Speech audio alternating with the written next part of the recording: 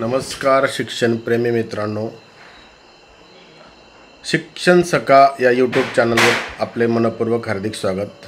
प्रथमतः आपणास सर्वांना दिवाळीच्या हार्दिक शुभेच्छा।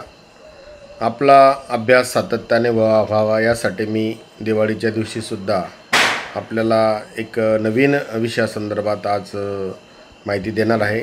केंद्रप्रमुख मर्यादित विभागीय परीक्षा 2025 अंतर्गत हा भाग 6 आज मी आपल्यासमोर आणत आहे। यात पेपर क्रमांक 2 मधील जे घटक आहेत प्रमुख शैक्षणिक संस्था त्याच्यातील दुसरा भाग ज्या महत्त्वपूर्ण आहेत त्याच्यावर आजचा व्हिडिओ। TIFR नावाची संस्था आहे की Tata institute of fundamental research. तर ही संस्था HBCSE education, CAM, NCBS, ICTS अशा उपसंस्था या संस्थेच्या आहेत। या संस्थेचे पदाधिकारी प्रोफेसर संदीप त्रिवेदी आहेत। ही संस्थेचं कार्य विज्ञान, गणित, तंत्रज्ञानातील मूलभूत संशोधनासाठी ही संस्था म्हणून काम करते। HBCSE मार्फत विज्ञान शिक्षण, ऑलिम्पियाड शिक्षण कार्यशाळा घेण्याचे काम ही संस्था करते आणि भारत सरकारच्या अणुऊर्जा विभागांतर्गत ही संशोधन संस्था म्हणून कार्यरत आहे।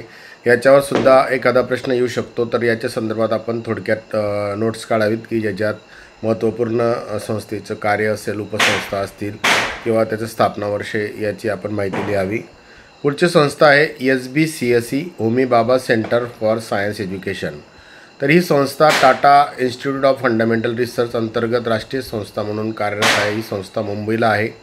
या संस्थेचे काही उपसंस्था आहेत आणि काही कार्यक्रम आहेत, जसं की NIUS national initiative on under graduate science नावाचा एक प्रोग्राम चालवला जातो।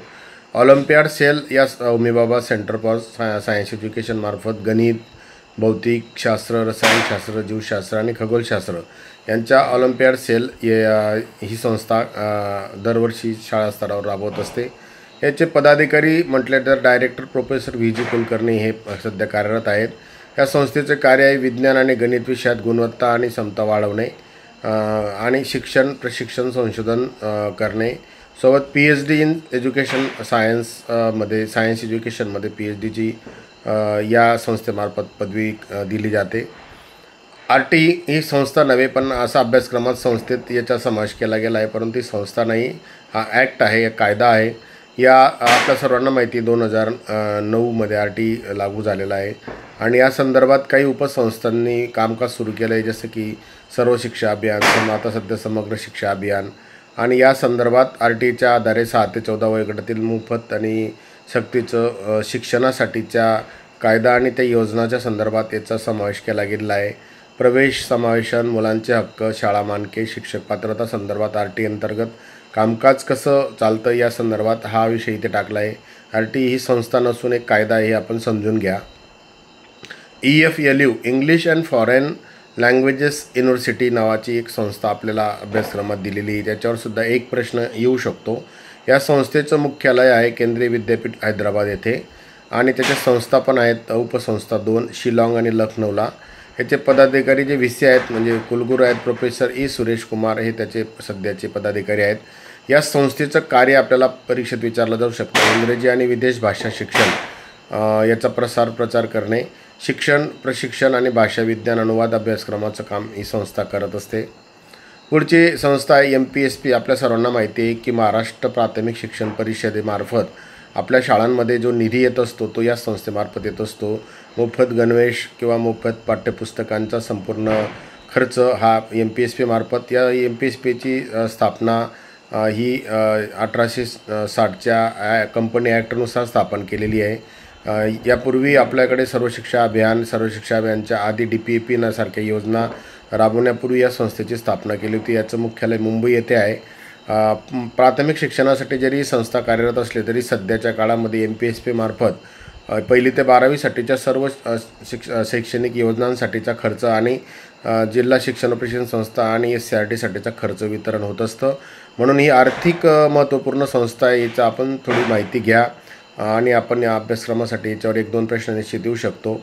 याच्या उपसंस्था नाही आहेत, परंतु आपण जिल्हा स्तरावर ज्या शिक्षणाधिकारी कार्यालयामार्फत BRC CRC मार्फत ज्या योजना राबवल्या जातात ह्या MPSP मार्फतच असतात। प्राथमिक शिक्षणाची अंमलबजावणी करण्याचं खास करून काम MPSP करत आहे।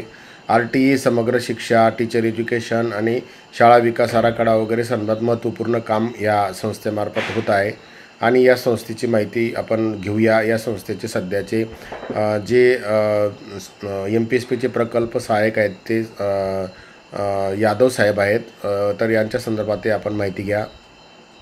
SCRTM state council of educational research and training Maharashtra, आपल्या सर्वांना माहिती की महाराष्ट्रामध्ये ही शिखर संस्था आहे की राज्यस्तरावर महाराष्ट्र शासनाचे शैक्षणिक संशोधन व प्रशिक्षण परिषद असणारी ही संस्था महाराष्ट्रातील पुणे शहरात कुमठेकर मार्ग येथे आहे।